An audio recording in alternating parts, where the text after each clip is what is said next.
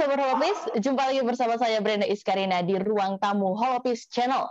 Kongres Luar Biasa atau KLB PSSI akan digelar pada tanggal 16 Februari 2023 mendatang.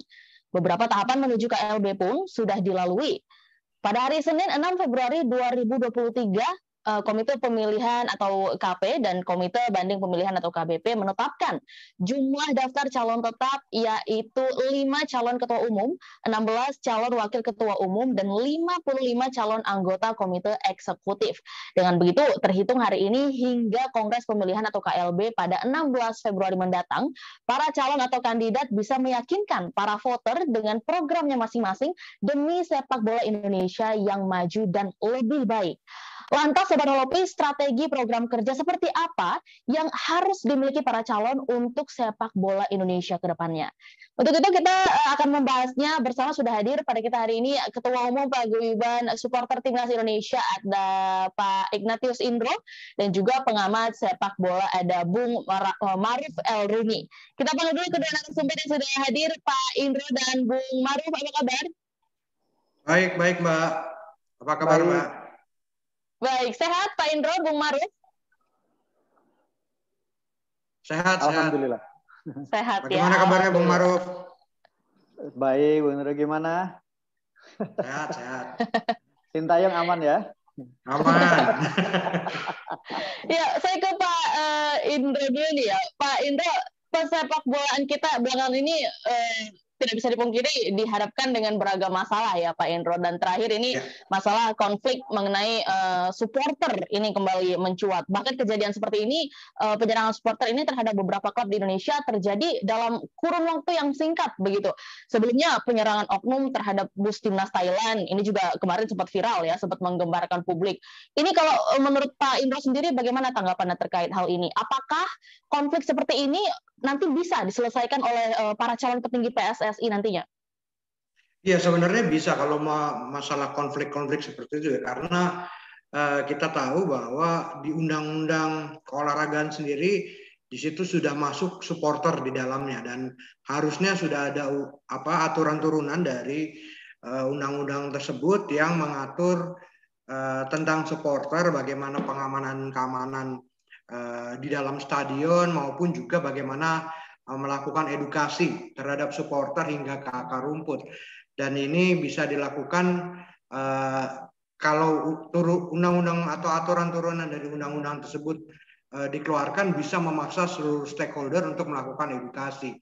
Karena kita tahu bahwa edukasi ini tidak bisa diserahkan hanya kepada misalnya komunitas supporter ataupun kepada klub, karena kita memiliki keterbatasan baik sumber dana, lalu itu yang bisa memaksa seluruh stakeholder, termasuk juga perusahaan-perusahaan yang selama ini mengambil keuntungan dari supporter. Nah, untuk itu kita berharap bahwa calon ketua umum ataupun ketua umum datang ini jangan lagi menjadikan supporter hanya sebagai objek ya, karena kita tahu bahwa selama ini supporter hanya diambil keuntungan dan juga baik dari penjualan tiket maupun penjualan merchandise, tapi kan tidak mendapat perhatian khusus ya untuk supporter sendiri. Ini supporter ini belum dipandang sebagai bagian integral dari komunitas sepak bola, dan ya selama ini hanya diambil keuntungannya saja, baik dari penjualan tiket. Tapi apakah edukasi ini pernah dilakukan? Ini minim sekali, apalagi hingga ke akar rumput. Kalau misalnya di tingkatan pimpinan komunitas, saya pikir sudah ada pemahaman yang sama bahwa tentunya ada hal yang lebih besar dari masalah rivalitas maupun juga masalah sepak bola itu sendiri, ya ini masalah kemanusiaan. Tapi kan ini yang bermasalah banyak sekali terjadi di akar rumput. Kita ambil contoh sederhana saja, apakah dalam penjualan tiket itu sudah ada asuransi gitu ya? Sejauh ini saya belum melihat hal itu ya, kalau asuransi itu diterapkan dalam tiketing. Termasuk juga bagaimana steward ataupun panitia pelaksana pertandingan ini memberi jaminan keamanan dan kenyamanan bagi supporter. Nah, apalagi kita baru terlepas dari pandemi yang cukup lama ya, pandemi cukup lama dan ketika datang lagi ke stadion ini euforianya begitu besar dan makanya terjadi tindakan-tindakan yang extraordinary. Nah ini yang penanganannya juga harus dilakukan, termasuk juga masalah penuntasan kasus Kanjuruhan misalnya.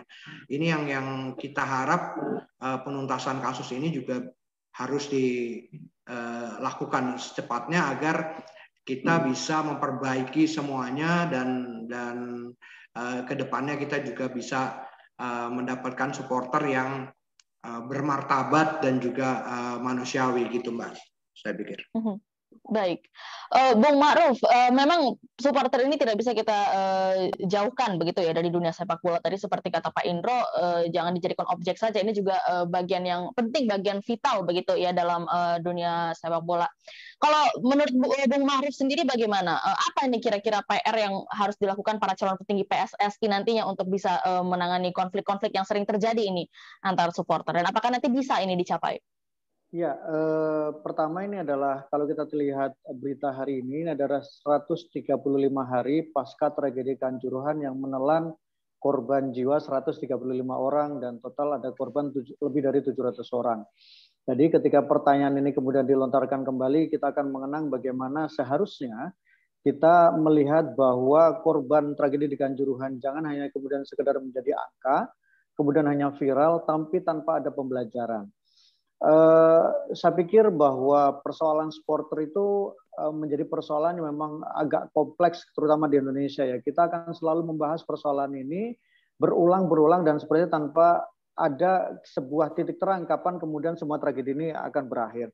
Tapi gini mungkin Mbak Brenda ya, bahwa kita harus melakukan klasifikasi bahwa ketika bicara supporter, yang bicara di hukum ranah sepak bola itu hanya ketika berada di area stadion. Jadi ketika berada di area stadion, di dalam stadion atau mungkin di lingkup sedikit luar stadion, itu bisa dikatakan memang ranahnya supporter. Tapi begitu misalnya tindakan yang berbau seperti pelemparan yang terjadi, yang dilakukan di jalan raya terhadap bus atau kemudian sweeping yang dilakukan di luar area stadion, maka itu tindakannya jelas adalah bahwa itu adalah tindakan kriminal. Jadi kalau sudah di luar itu, maka itu memang sulit untuk kemudian sepak bola atau kemudian stakeholder sepak bola bisa menghandle itu. Jadi itu adalah murni kriminal. Kita tidak bisa mengatakan supporter itu adalah kriminal. Orang-orang yang melakukan kejahatan seperti layaknya ketika orang yang mencuri, orang yang membunuh, kemudian orang yang melukai. Jadi itu sudah murni kriminal. Jadi perlakuannya pun harus perlakuan kriminal. Kita harus membedakan di situ. Nah, ketika di dalam stadion atau kemudian ketika kita bicara rivalitas, sebenarnya ketika Manchester City dengan MU kan juga rivalitas. Kemudian Liverpool dengan Manchester United kan juga rivalitas. West Ham United juga punya rivalitas.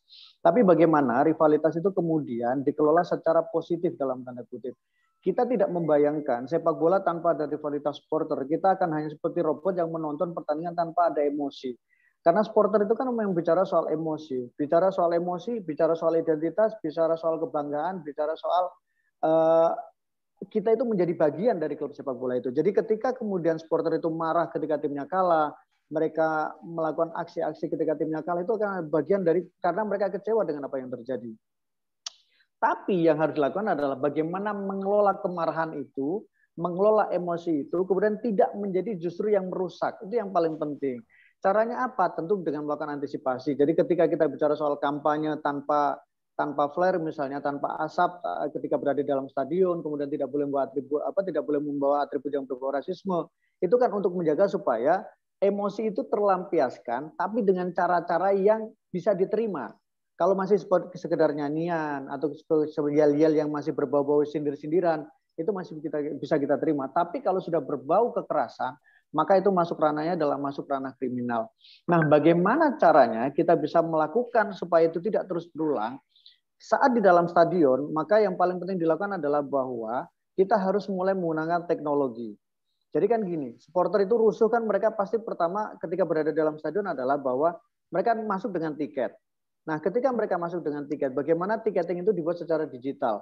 Ada nomor kursinya, ada identitasnya, ada nomor KTP-nya, ada CCTV-nya, ada pengawasnya. Jadi ketika ada 1, 2, 3 supporter yang melakukan kerusuhan, maka itu mereka tinggal ditangkap, mereka tinggal disanksi, tidak boleh lagi datang ke stadion selama berapa tahun, entah itu setahun, 6 bulan sesuai dengan tingkat kesalahan yang mereka lakukan. Ini kan sudah sering disampaikan.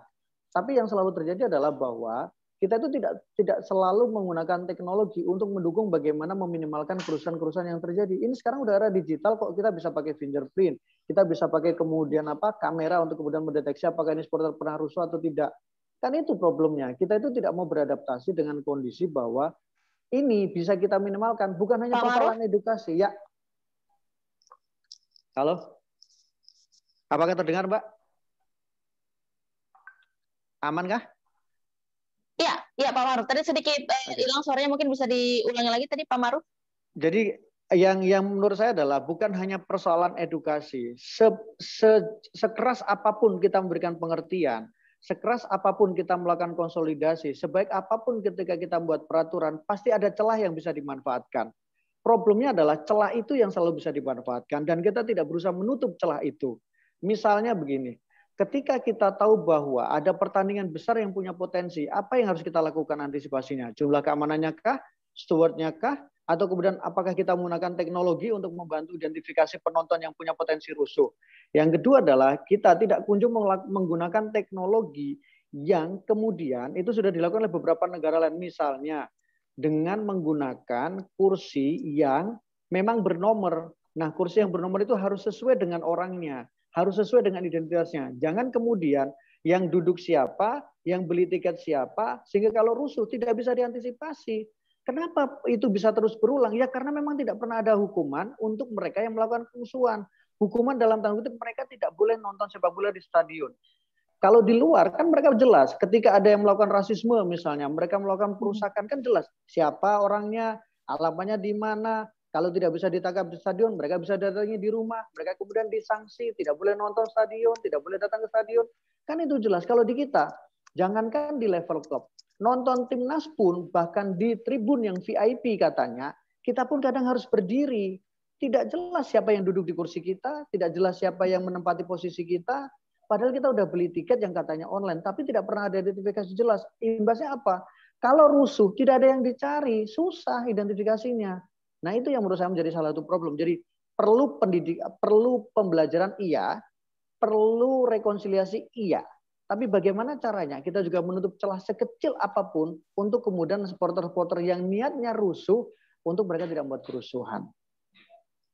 Dan konflik seperti ini Pak Maruf sebenarnya tidak harus pencinta sepak bola juga, masyarakat pada umumnya ini sepertinya sudah seperti tahu sekali begitu ya, masalah-masalah seperti ini, konflik di antar supporter ini seperti sudah mengakar begitu di pesepak bolaan Indonesia, dan sampai saat ini seperti belum ada cara yang tepat untuk membereskan hal-hal ini. Seperti tadi yang dijelaskan Pak Maruf, sebenarnya ada beberapa formula yang bisa dilakukan begitu ya, terutama yang paling utama itu teknologi tadi. Untuk saat ini itu belum dilakukan Pak Maruf. Kira-kira apa kesulitan, kenapa itu belum juga dilakukan? Iya, sebenarnya menggunakan teknologi sudah bagus ketika melakukan pembelian via tiket online. Iya bagus, tapi kan yang membeli tiket kemudian siapa? Orangnya siapa? Kemudian KTP-nya siapa? Apakah itu adalah single identity atau tidak? Kalau kemudian tidak single identity, bagaimana mungkin? Itu kan menjadi problem. Jadi celahnya adalah bahwa tidak pernah benar-benar kemudian digitalisasi itu dilakukan secara benar-benar digital, secara rigid, dan kemudian untuk antisipasi. Itu yang paling menurut saya paling penting dilakukan. Yang kemudian juga penting adalah penggunaan kamera juga. Jadi kalau ada rusuh ya udah jelas kameranya, posisi kameranya, siapa yang buat rusuh, tinggal polisi nanti mencari. Jadi harus ada hukuman yang sesuai. Ada punishment untuk mereka yang membuat kerusuhan. Karena kan gini Mbak Brenda ya, jangankan di stadion, ketika saya sering bilang gini, ketika di lampu merah Mbak Brenda, ketika ada satu orang yang sekali menerobos lampu merah, berapa yang ikut? Mayoritas akan ikut kan? Aman nih gitu. Jadi ketika di stadion juga sama. Ada satu orang yang memantik kerusuhan, lempar batu, ketika dia posisinya aman, akan banyak yang ngikutin. Nah itu yang harus dilakukan. Jadi sebelum melebar, ya harus antisipasi. Ada satu nih, ketika ada satu orang melakukan pelemparan, ya sudah, mereka harus segera diamankan. Caranya apa? Teknologi satu. Yang kedua, sistem pengamanan juga bukan hanya kemudian steward yang berada di area di bawah stadion itu aja yang kemudian dibawa pagar, tidak. Tapi ada pos-pos tertentu yang sudah ditempatkan. Memang keamanan di situ. Jadi misalnya tribun VIP nih, ada potensi ada berapa kursi yang itu memang disiapkan untuk keamanan. Nah keamanan di situ. Jadi ketika nanti keamanan ini melihat bahwa ada indikasi orang yang melakukan rusuh, tinggal ditangkap, langsung dibawa. Begitu ada indikasi langsung tetap di bawah. Kalau ini kan nggak lihat dari bawah, cuma ditunjuk-tunjuk, jangan begitu. Ya kan mereka tetap begitu, mereka bisa keluar, tapi kan nggak ada yang mengamankan. Nah, formulasi itu saya pikir PSSI pasti tahu formulasi-formulasi ini. Mereka orang-orang yang pintar, cuman apakah mereka mau melakukan? Jangan-jangan pertama faktor, ketika tiketnya online, yang online hanya berapa persen? Tapi ada yang offline. Offline ini biasanya digunakan untuk pihak-pihak yang ingin mendapatkan keuntungan di luar yang online. Yang kedua, bisa jadi memang stadion-stadion kita tidak sepenuhnya menggunakan nomor kursi. Jadi ibaratnya jatuhnya adalah acak sehingga tidak punya fasilitas untuk itu. Yang ketiga, memang celah-celah itu dimanfaatkan oleh orang-orang yang ingin mendapatkan keuntungan secara finansial tanpa harus mau ribet secara digital. Gitu, baik. Pak Indra mungkin ada tanggapan mengenai formula-formula yang tadi dijelaskan oleh Bung Ma'ruf nih mengenai bagaimana caranya agar meminimalisir konflik antar pendukung penonton sepak bola. Iya, saya sepakat dengan Bung Ma'ruf ya bahwa sanksi itu harus tegas ya terhadap orang-orang yang melakukan tindakan ataupun memancing tindakan kekerasan gitu ya. Dan pengalaman saya terakhir ketika nonton di GBK kemarin itu juga masih jauh dari kata sempurna ya, masih jauh dari digitalisasi yang tadi Bung Ma'ruf katakan ya, bahwa satu tiket ini bisa kita bisa berpindah-pindah, bahkan nggak cuma berpindah tempat duduk, kita bisa berpindah gate gitu ya. Ini masih terjadi dan calo-calo yang tadi disebutkan mengambil keuntungan finansial dari penjualan tiket itu juga masih banyak sekali di seputaran Gelora Bung Karno. Bahkan ini sekelas Gelora Bung Karno, apalagi kalau kita melihat stadion-stadion di berbagai daerah ya, ini masih minim sekali. Ini yang terjadi. Bahkan masih banyak sekali kekurangan yang kemarin saat saya menonton di GBK mendukung timnas gitu ya, ini masih banyak sekali kekurangan. Nah, wajar sekali kalau misalnya stadion-stadion di daerah pun tentunya belum siap untuk melakukan ini.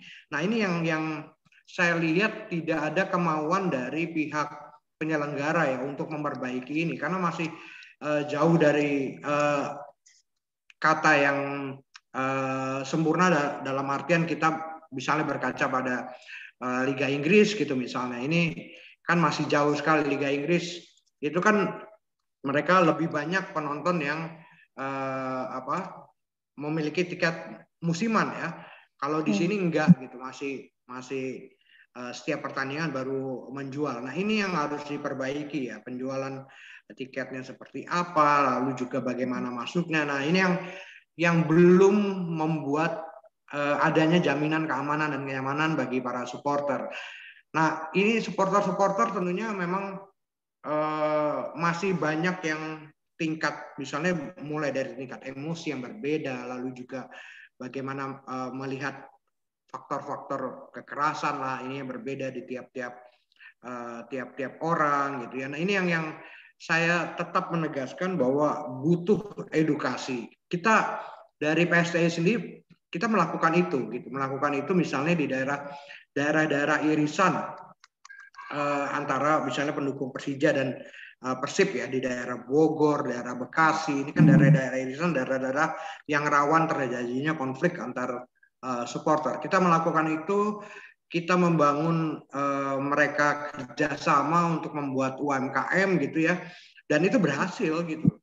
Dan mereka sadar bahwa rivalitas itu sebenarnya bisa diminimalisir gitu. Rivalitas tetap ada, tapi arahnya jangan sampai menjurus kekerasan. Tapi mereka bisa bekerja sama kok gitu ya.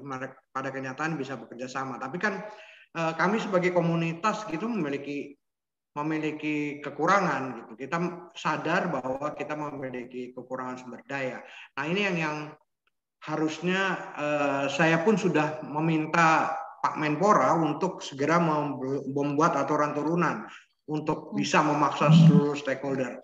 Minimal perusahaan-perusahaan yang selama ini mengambil keuntungan dari sepak bola itu maulah membuat CSR atau seperti apa gitu ya untuk membuat pola-pola edukasi hingga ke akar rumput. Jangan hanya di tingkatan ketika ada kejadian pimpinan-pimpinan komunitas dikumpulkan, itu sama sekali nggak ngaruh gitu. Tapi yang di akar rumput ini yang lebih banyak bermasalah.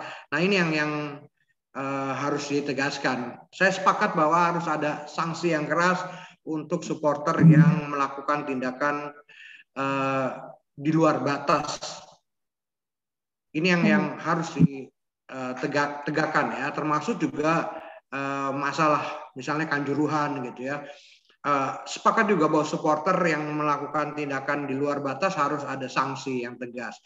Sepakat juga dengan Bung Ma'ruf harus ada peningkatan misalnya penggunaan teknologi. Ini yang saya pikir bisa meminimalisir kejadian-kejadian ataupun kita bisa melihat siapa yang melakukan tindakan-tindakan yang di luar batas yang terjadi di dalam stadion. Nah ini yang saya pikir harus segera diagendakan oleh ketua umum yang baru nanti, Mbak.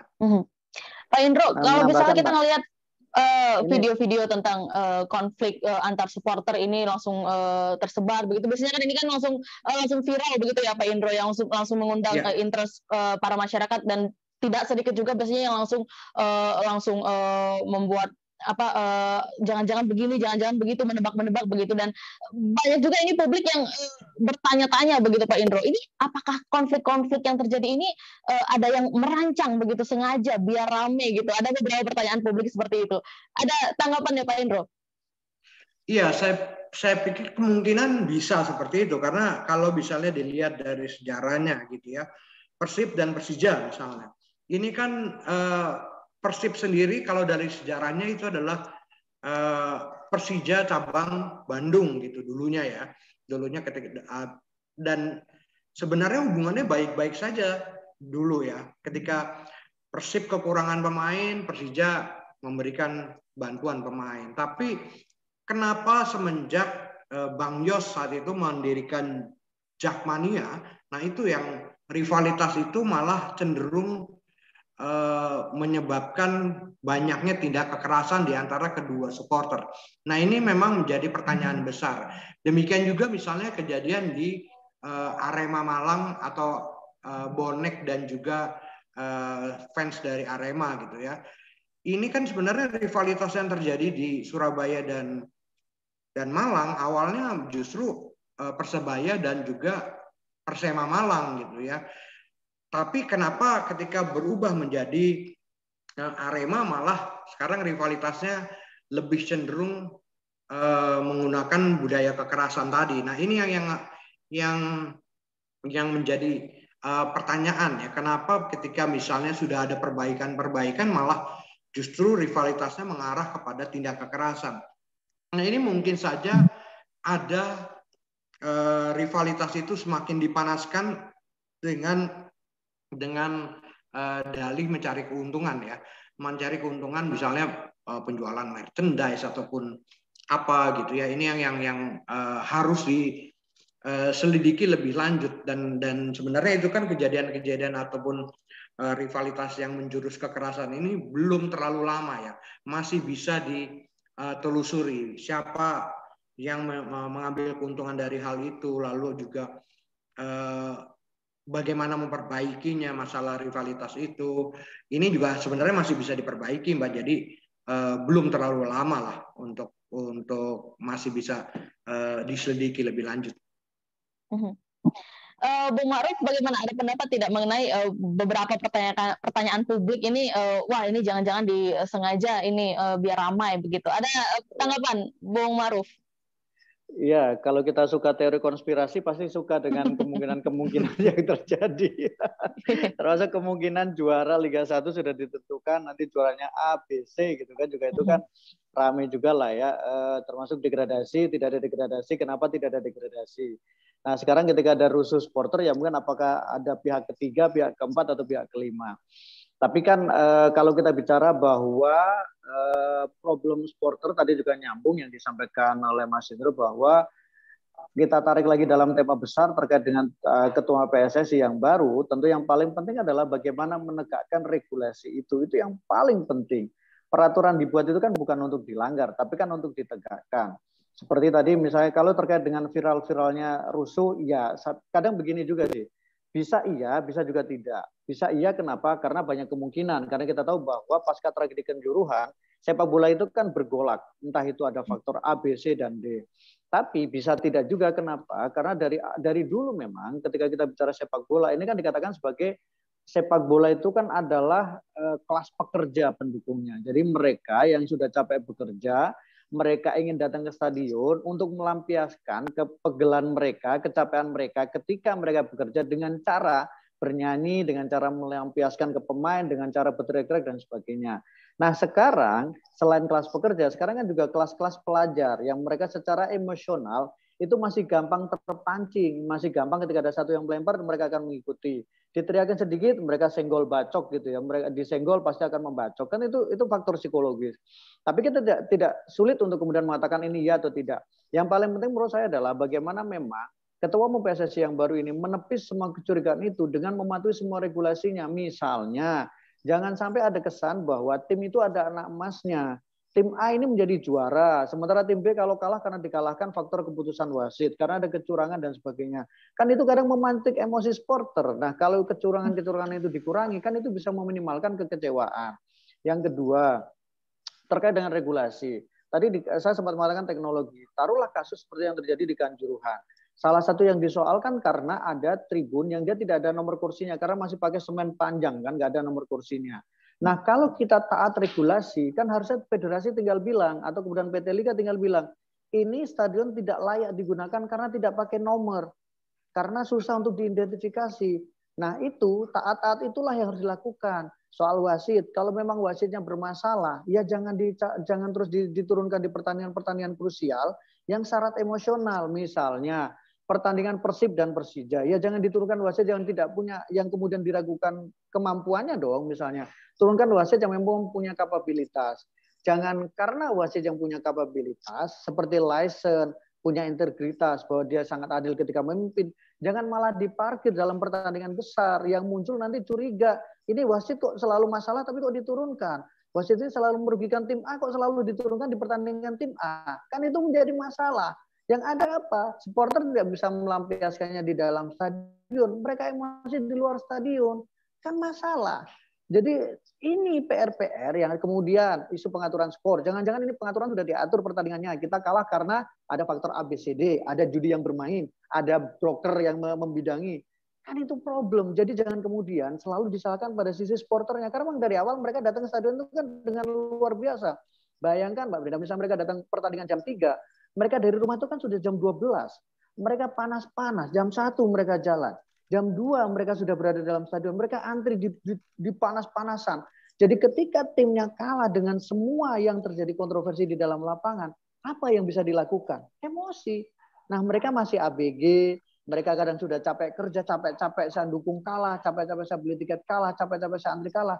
Ya reaksinya ya itu yang kadang kita lihat. Nah situasi itulah yang harus kemudian dibenahi bagaimana ketika penonton itu ketika datang mereka nyaman nonton. Mereka mendapatkan fasilitas yang enak, nyaman, tidak harus antrinya lama-lama. Mereka tidak harus berdesak-desakan. Mereka juga ketika di stadion bisa misalnya ada kafe yang kemudian mereka sedikit keluar, mereka bisa minum untuk mendinginkan suasana. Itu kan harus ditreatment. Jadi kalau tadi Mas Indro bilang bahwa supporter jangan hanya menjadi objek, maka dalam sisi bisnis, supporter harus menjadi subjek. Kali-kali klub melakukan survei, apa sih yang perlu kita butuhkan nih supaya kalian nyaman nih? Tiketnya bagaimana? Apakah perlu kita ada kafe di dalam? Harganya berapa? Ada diskon dan sebagainya. Jadi treatmentnya yang harus dilakukan. Jangan selalu ketika rusuh yang disalahkan supporternya. Jangan selalu itu. Karena kita juga harus mengakui bahwa sekarang ada tren bagus juga misalnya. Selain tadi ada lemparan-lemparan yang sering viral. Sekarang kita lihat ketika ada supporter yang mereka menginjak kursi tribun, kan itu kadang viral. Mereka gimana nih supporter ini dasar deso. Kemudian ketika ada rasisme juga viral. Ini mengkritik kan. Ada juga otokritik mereka. Ketika kemudian ada tim yang mereka meninggalkan meninggalkan kondisi ruang ganti dengan bersih, kan itu juga viral. Ada supporter yang melakukan membersihkan bekas-bekas kertas dan sebagainya. Itu kan viral. Jadi satu sisi kita harus mengapresiasi dan selalu memberikan ruang terbuka untuk mereka yang berbuat kebaikan, tapi kita juga harus melakukan justifikasi dan punishment kepada mereka yang melakukan kerusuhan. Yang ini yang bagus adalah supporter yang harus ditiru, yang jelek adalah supporter yang harus dihukum. Dihukumnya apa? Dengan cara secara hukum positif Indonesia, karena itu di luar stadion. Secara sepak bola, mereka yang melakukan rusuh di dalam stadion tidak boleh datang lagi ke stadion. Selesai, mereka tidak akan lagi punya kenyamanan sebagai seorang supporter. Gitu. Ini ya kalau poin yang mau diambil dari sisi calon ketua umum yang harus dilakukan untuk di masa depan. Dan Bung Ma'ruf, kalau kita berbicara mengenai sepak bola nasional ya, ini kan tidak hanya soal sistem bagaimana nanti sepak bola di negeri ini berjalan, terus menyeluruh juga begitu ya, baik itu mencakup kompetisi atau liga hingga goalsnya itu di timnas itu. Apa yang pertama kali Bung Ma'ruf yang harus dilakukan oleh para calon petinggi PSSI ini nantinya? Dari seluruh keseluruhan yang tadi kita bahas juga. Memang banyak PR ya di sepak bola Indonesia. Pertama adalah PR-nya adalah PR prestasi di level internasional. Itu PR prestasi menjadi sangat PR sekali untuk sepak bola kita. Pertama, kita belum pernah juara Piala AFF. Kedua, kita juara SEA Games juga terakhir tahun 90-an 91. Kita tidak lagi sulit untuk menembus Piala Asia. Baru tahun depan kita akan bermain di Piala Asia. Jangankan untuk juara Piala Asia, nembus Piala Asia. Di level klub kita bicara untuk gelar di Piala AFC kita juga sangat sulit. Jadi memang prestasi itu menjadi PR besar. Karena sepak bola itu kan sepertinya mendapatkan semua fasilitas, semua perhatian dari pemerintah, tapi masih sulit-sulit juga. Bayangkan tahun ini Mbak Brenda ketika kemudian timnas kita itu kan dicarterin pesawat atau kemudian federasi sampai kemudian memblok pesawat untuk supaya mereka tidak kelelahan. Mereka punya waktu recovery tapi tidak juara juga. Fasilitas TC luar negeri tidak juara juga. Jadi faktor prestasi harus menjadi perhatian. Bagaimana caranya supaya timnas Indonesia di level senior ya, bukan di level junior, di level senior bisa menjadi juara. Yang kedua adalah bagaimana kemudian selalu orang bicara soal pembinaan. Pembinaan sepak bola kita bukan hanya pembinaan. Sekarang itu kalau kita bicara pembinaan, sebenarnya kan banyak sekali SSB, bukan hanya ratusan, tapi ribuan SSB yang kemudian ada di Indonesia. Tapi kan SSB itu apakah memenuhi standar?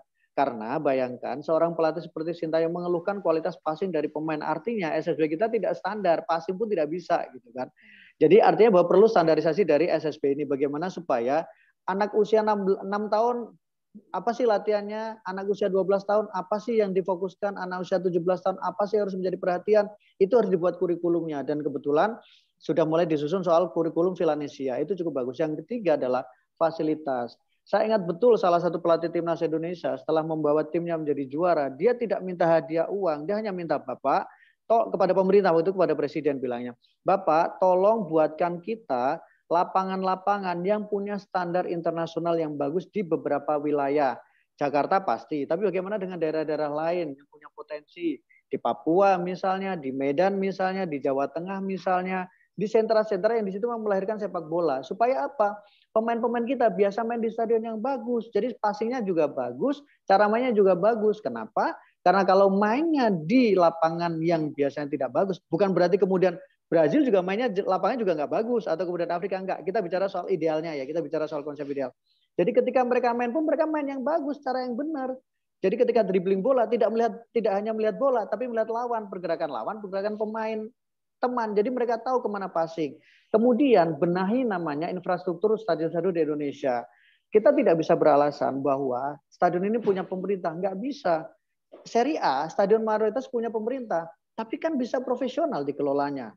Caranya, Bali United sudah memberikan contoh. Sewa stadion dalam jangka waktu lama, kelola, kemudian itu yang dibuat pakai mereka untuk membuat menjadi sebuah klub yang profesional. Disewa jangka waktu 10 tahun. Tapi saya pakai terus ya, nanti bisa disewakan buat dia, buat apapun itu buat dia. Kan itu bisa dilakukan. Ketiga, kompetisinya. Tolong kompetisinya. Jangan setiap tahun itu menciptakan tragedi, melahirkan kontroversi, tapi tanpa prestasi. Jangan seperti itu. Kan selama ini selalu lebih banyak kontroversinya. Wasitnya si A, juaranya si B, kemudian degradasinya si C, karena ini itu. Belum tragedi, hampir setiap musim pasti ada cerita soal supporter yang meninggal. Setiap musim pasti ada, dan puncaknya adalah kemarin dengan 135 nyawa. Jadi PR-PR besar itu yang menurut saya sudah diketahui oleh para calon, tinggal komitmennya, apakah bisa melakukan atau tidak, plus timnya. Jadi jangan hanya bicara ketum, Esko juga harus bertanggung jawab. Kenapa? Karena produk-produk yang dikeluarkan itu adalah sinergi antara ketua umum dengan Eskonya. Karena itu ketum dipilih terpisah dengan Eskonya. Semuanya dipilih supaya apa? Punya independensi masing-masing. Jadi yang dicapai adalah bukan tujuan individunya, tapi lebih pada tujuan kolektif supaya sepak bola kita menjadi lebih maju. Saya pikir itu Mbak Brenda. Pak Indro, mungkin ada yang mau ditambahkan mengenai apa ini yang harus pertama kali dilakukan oleh para calon petinggi PSSI ini nantinya? Iya, yang perlu dilakukan tentunya adalah pertama adalah bagaimana membuat blueprint sepak bola Indonesia seperti apa gitu ya. Kita mau meniru mana ini? Kita mau gaya sepak bola misalnya mau gaya Amerika atau gaya Amerika tuh bahwa sepak bolanya ini ataupun olahraganya ini lebih pada sekolah-sekolah formal ya. Jadi kalau kita ngelihat NBA, sebelum masuk NBA mereka masuk NCAA gitu ya. Itu gaya Amerika. Atau kita mau gaya Eropa. Gaya Eropa ini di tingkat akademi klubnya masing-masing gitu. Mereka membuat akademi dan di situ ada kompetisi yang bagus di tingkat baik di tingkat umur maupun di tingkat seniornya. Jadi bagusnya kualitas kompetisi ini tentunya tidak membuat misalnya pelatih sekelas Sintayong ini kebingungan untuk memilih pemain sehingga dia meminta begitu banyak naturalisasi. Nah ini blueprint ini yang sejauh ini saya tidak melihat PSSI sebelumnya ini membuat blueprint yang bagus, arah sepak bola kita seperti apa ini nggak jelas gitu. Nah ini yang harus dimiliki oleh ketua umum yang baru nanti. Ini dia memimpin organisasi yang memiliki blueprint sepak bola yang seperti apa sebenarnya. Gitu seperti yang katakan Bung Ma'ruf gitu ya. Ini harus jelas mulai dari kompetisinya, bagaimana juga penanganan supporter nantinya, lalu juga bagaimana klub-klub ini seperti apa, pembangunan stadionnya seperti apa gitu ya. Nah ini yang harus dimiliki oleh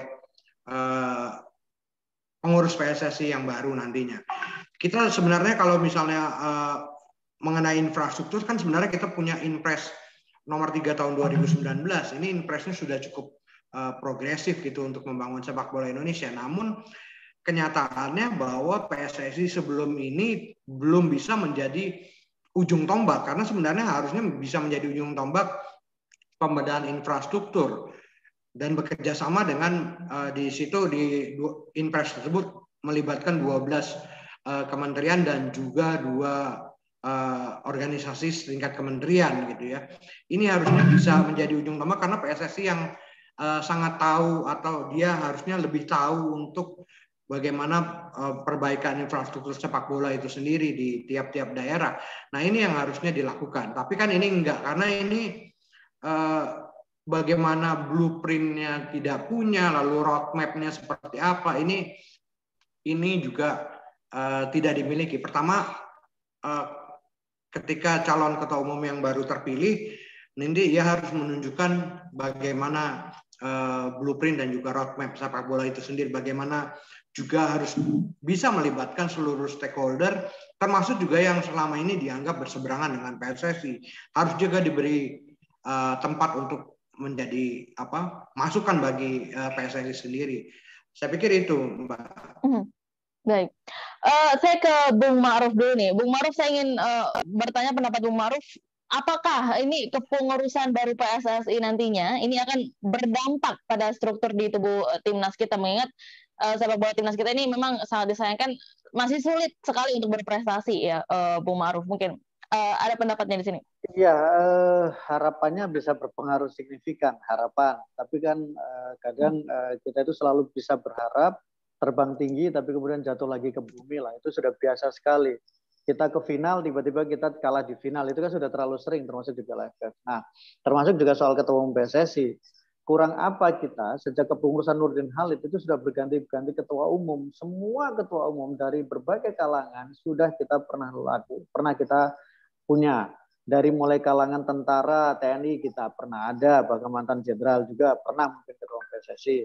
Dari kalangan politisi pernah, Pak Nyala kan juga pernah menjadi ketua umum meskipun hanya sementara. Dari kalangan akademisi juga pernah, waktu itu Pak Johar, itu kan juga dari kalangan akademisi. Atau kemudian dari teknokrat sepak bola, dalam tanda kutip juga pernah menjadi ketua meskipun hanya sementara, Pak Joko Driono. Nah, sekarang termasuk polisi juga pernah terakhir. Ini kan masih ketua umum ya, bukan pernah, masih ketua umum. Pak Iwan Bule kan juga dari polisi.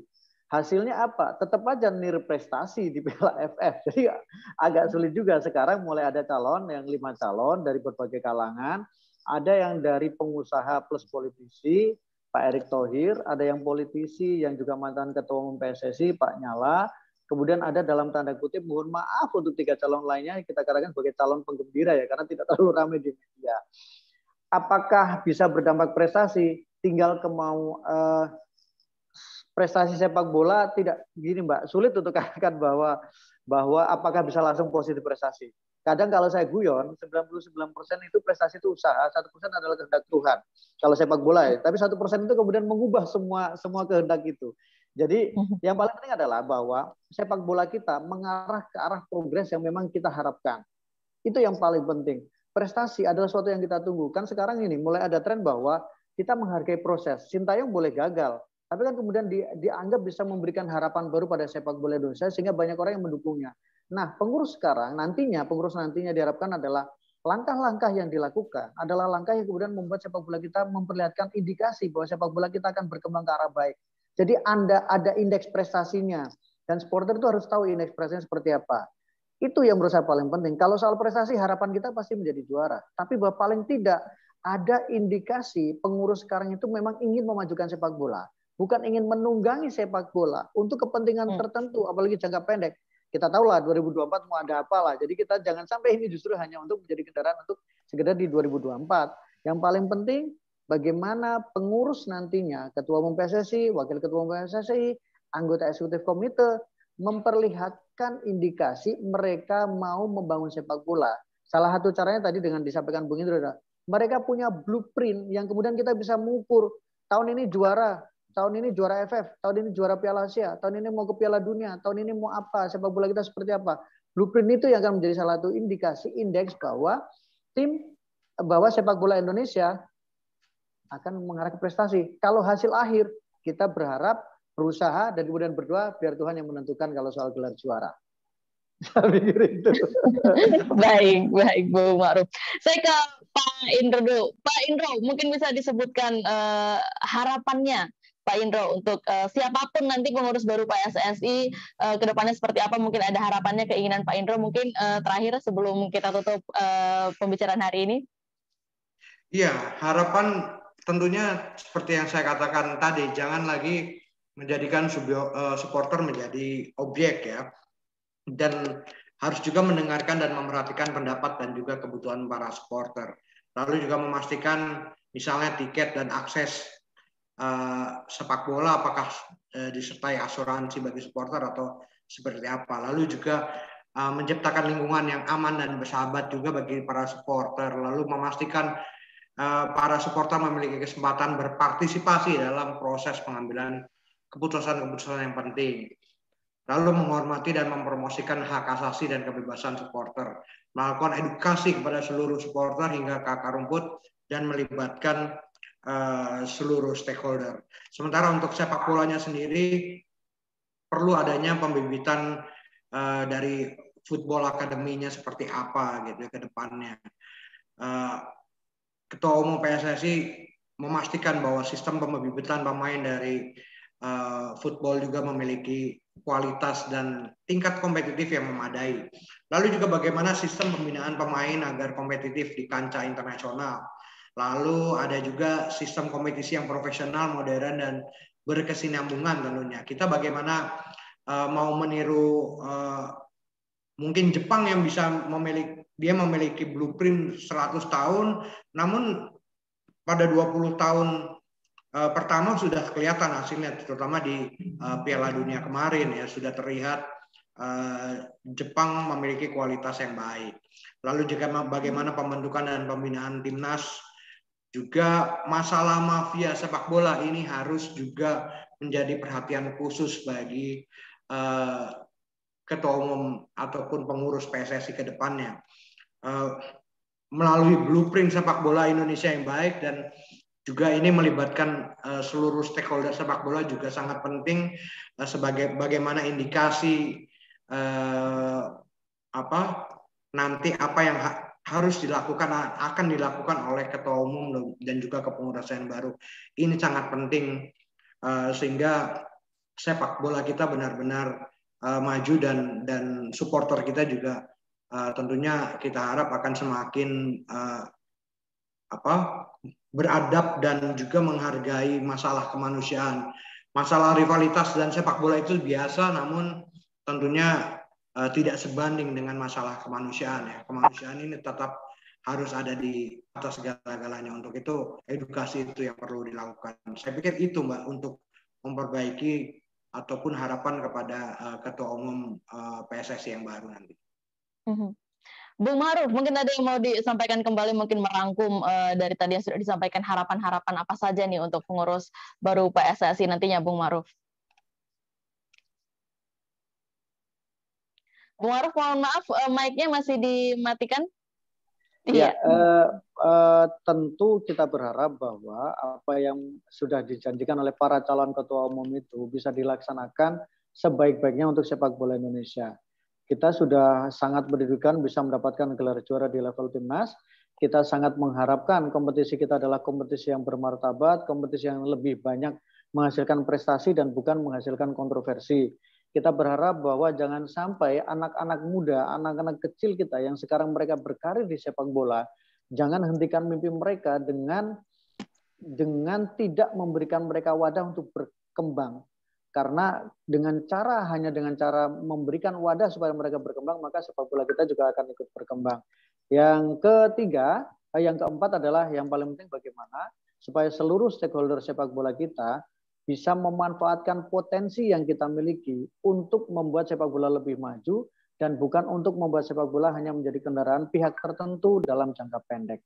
Saya pikir itu, Mbak. Baik, terima kasih Bung Ma'ruf. Sama-sama. Terima kasih juga untuk Pak Indro sudah menyiapkan waktunya bersama kami di sini. Pokoknya kita berharap semoga siapapun pengurus PSSI bisa memberikan yang terbaik ya untuk masa depan sepak bola Indonesia. Bung Ma'ruf dan Pak Indro. Ya. Terima kasih Bung Ma'ruf. Terima kasih. Sampai jumpa. Pak Indro dan Bung Ma'ruf. Terima kasih juga untuk sahabat Holopis yang sudah bergabung bersama kami di ruang tamu Holopis Channel. Saya Brenda Iskarina pamit undur diri. Sampai jumpa. Holopis Channel bersama untuk Indonesia.